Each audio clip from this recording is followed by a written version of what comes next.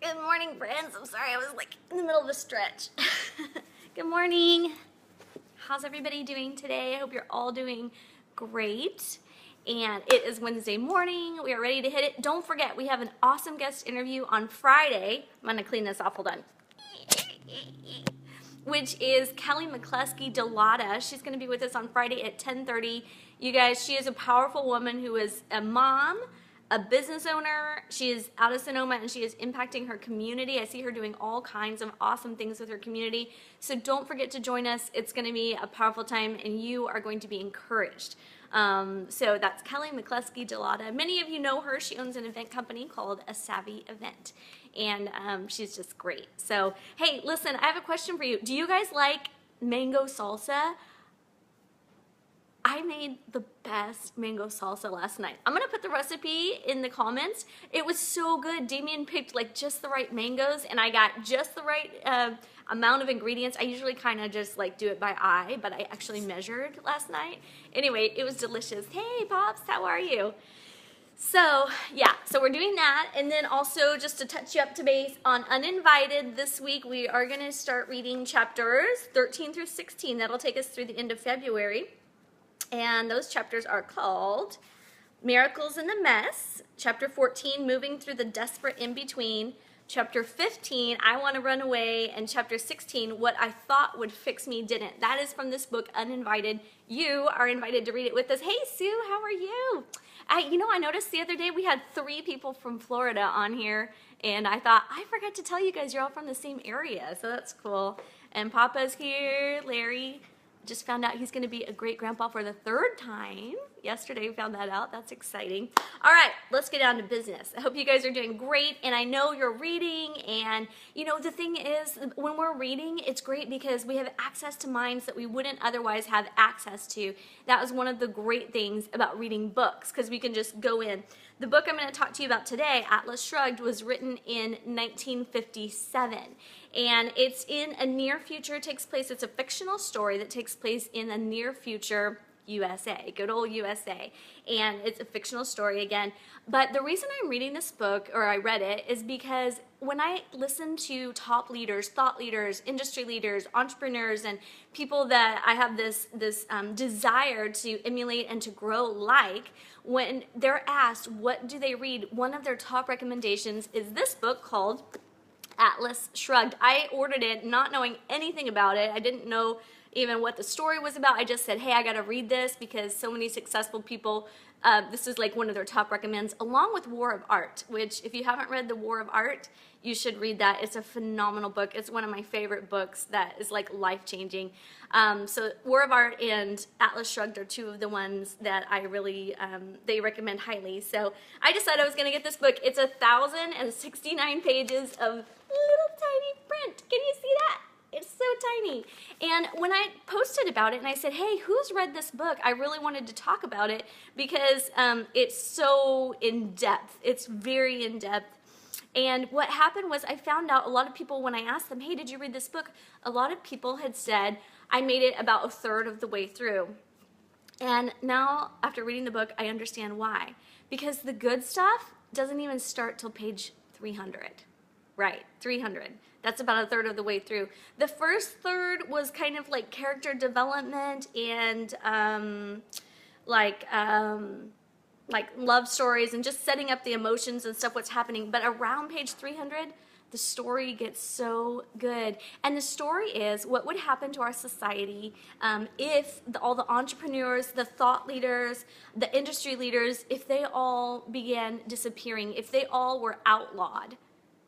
If our society took the place that creativity and entrepreneurship and leadership is not appreciated, and what's appreciated more than that is the aspect of having no values is appreciated more than that. And that's what happens in this book, Atlas Shrugged. And I can't tell you, I don't want to tell you too much about it because I don't want to ruin the story, but it's a fascinating read, and it's mostly philosophy.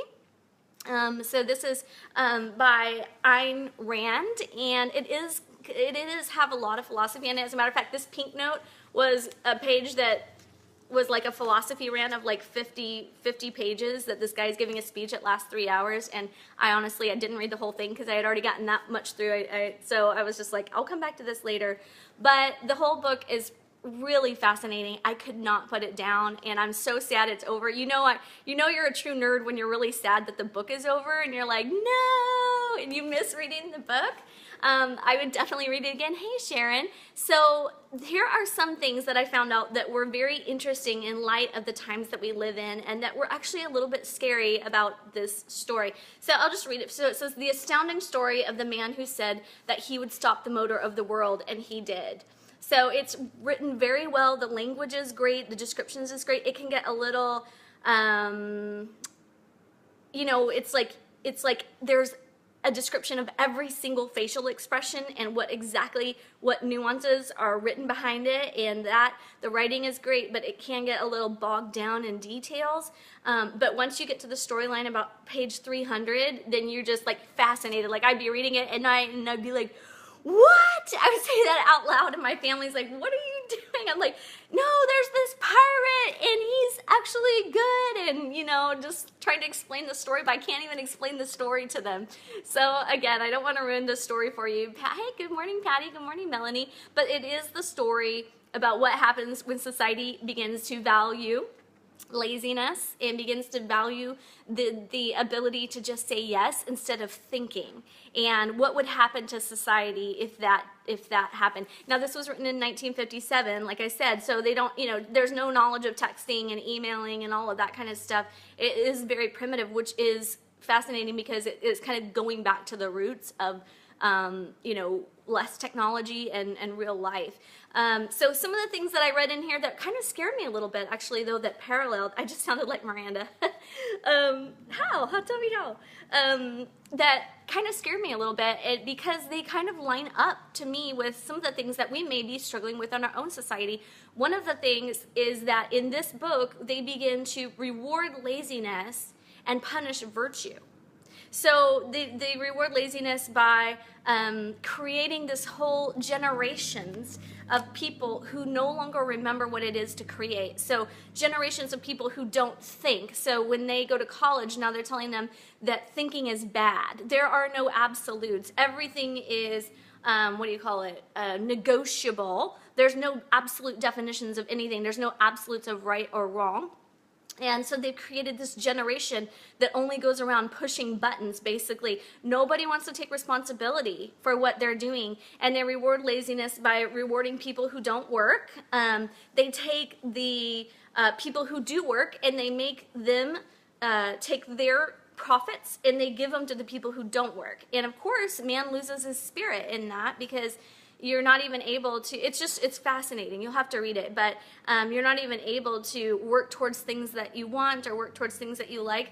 To me, that is some of the main things that I just go like, wow, that is really interesting. So anybody who disagrees with this philosophy of not thinking and all of that is automatically pushed out. So all the philosophers who don't agree with it, all the professors at college who don't disagree with it, even composers who are creating symphonies of freedom are automatically exiled. There's no place for people to think in this book, and it's interesting to see what that does to society. And the interesting thing, the mystery becomes, good morning, Chrissy. The mystery becomes that all of these entrepreneurs are disappearing and nobody knows why. But the interesting thing is right before they disappear, they have a peace and they have a smile on their face, and it's super interesting. I just can't tell you, but you have to read the book. The other thing that I found interesting was the way, and this is just, you guys, I haven't read any, already like reviews or anything like that. I'm not a professional like book analyzer, but the other thing that was interesting was the way that the media contributed to this takeover of these ideas. And so sometimes they would report things that were not important, and sometimes they would make up stuff. Sometimes they would not report things that were going on, like there was a lot of violence and different things that could go on. Okay, I'll have to read that in just a second, Clay. Violence and things that would go on, the media would not report them because they wanted everybody to think that what was going on was exactly what they planned. So it was interesting. All right, so let's see what Clay said. Clay's my cousin, you guys.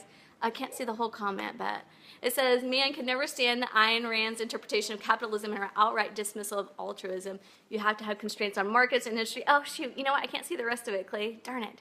Yeah, you know, it's interesting. The other thing I found interesting that I did not enjoy as much was that the characters were also super... They were perfect. They didn't have these imperfections, especially the main character in the book that you're going to find out. And he was created to be this like Superman and this ideal. And so anyway, I agree with you, Clay. I would not say that I agree with everything that's in this philosophy, the philosophy of objectivism, which she is talking about. I don't think that I agree with everything in that. Well, I know I don't agree with everything in it. And that's why my review was to take the meat, chew the meat, and spit out the fat. So I think it's a really interesting idea. It kind of renewed my idea of, yeah, you know what? These are gifts. Like if you're an entrepreneur, you have gifts that you need to share with the world, and we need to value the people who are coming up with ideas. We need to show value to the ones who are even disagreeing with us, because that is all part of creating a society that's going to be functional and balanced. And so anyway, I would definitely look into reading this if you guys go for it. It's, you know, like I said, it's 1,069 pages or something like that. And I didn't think I could read it, but I just started like page 1 and it kept going. Once I got to page 300, it got really interesting. So don't give up. If I was almost giving up like before page 300, and then finally I was like got to the interesting part and I went, oh my gosh, I gotta find out what's happening. So anyway, I hope you guys have an awesome day. I hope this helps you and points you in the direction. The reason that I read this book is because almost every industry leader, it's one of their top recommends. So then what I'm reading next is Start With Why by Simon Sinek, which is also a huge recommend from people who are leaders and thought leaders and entrepreneurs. So that is my next book. But you know what? If you want to read it, you should read it. All right, so just chew the meat, spit out the fat. Keep the stuff you need, throw away the stuff that you don't need, that doesn't work for you. And I agree, but it is an interesting story. I do miss reading it. So what is going on back there? What are you doing? I think we have a sneaker on the set. What are you doing? Where are you at? I saw you.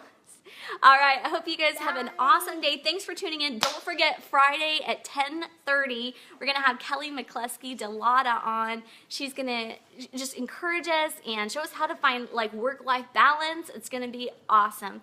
And how to impact our communities in a positive way. I hope your minds are fierce. May your minds be fierce and your heart strong today and your spirit kind. Love you all. Bye. Bye.